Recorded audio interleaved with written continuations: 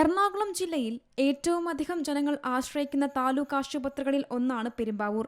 ആയിരക്കണക്കിന് അതിഥി തൊഴിലാളികൾ ഉൾപ്പെടെയാണ് ദിനംപ്രതി ആശുപത്രിയിൽ എത്തുന്നത്. നിലവിലെ സ്ഥലപരിമിതിക്കൊപ്പം ആലുവ മൂന്നാർ റോഡ് വീതി കൂട്ടുന്നതോടെ ആശുപത്രിക്കായി കൂടുതൽ സ്ഥലം വേണ്ടിവരും. പുതിയ കെട്ടിടത്തിനു വേണ്ടിയുള്ള മാസ്റ്റർ പ്ലാൻ 8 വർഷം മുൻപ് നൽകിയിട്ടും സർക്കാരിൽ നിന്നും യാതൊരു നടപടിയും ഉണ്ടായിട്ടില്ലെന്നാണ് നഗരസഭ വ്യക്തമാക്കുന്നത്. ആശുപത്രിയിലെ ബിൽഡിങ്ങുകൾ എല്ലാം വളരെയധികം പഴക്കം ചെന്ന ബിൽഡിങ്ങുകളാണ്. പലതും നിലം പൊത്തുന്ന അവസ്ഥയിലേക്ക് എത്തി നിൽക്കുന്നു.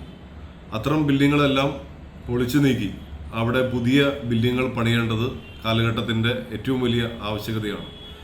അതിനുവേണ്ടി നഗരസഭ മാസ്റ്റർ പ്ലാൻ തയ്യാറാക്കുകയും ആ മാസ്റ്റർ പ്ലാൻ ഗവൺമെൻറ്റിൽ സമർപ്പിച്ചിരിക്കുകയും ചെയ്തിരിക്കണം. പക്ഷേ വർഷങ്ങളായിട്ടും ഗവൺമെൻറ് അതിലൊരു അനുകൂല നിലപാട് സ്വീകരിച്ചില്ല എന്നുള്ളത് നമ്മളെല്ലാം വളരെയധികം വിഷമിപ്പിക്കുന്ന ഒരു കാര്യമാണ്.